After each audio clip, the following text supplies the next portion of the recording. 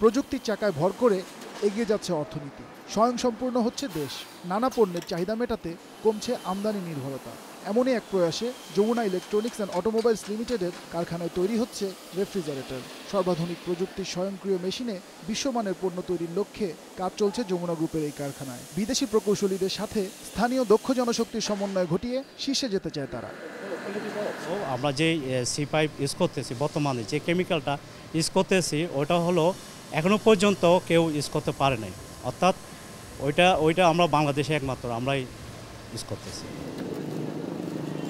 দেশের সবচেয়ে বড় কারখানা করার লক্ষ্যে Jamuna electronics and automobiles limited প্রতিষ্ঠা করেছে যমুনা গ্রুপ।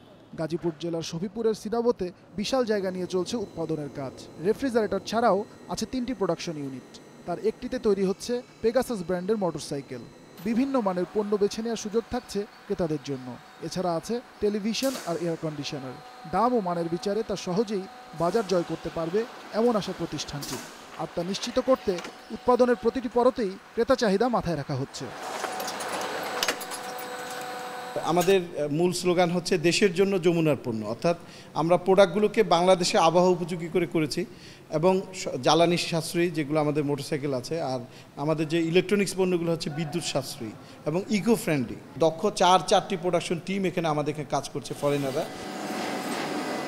এখন থেকে সারা দেশেই পাওয়া যাবে যমুনা ব্র্যান্ডের 4টি পণ্য। শেহাদ সিন্ধু, যমুনা নিউজ, গাজীপুর।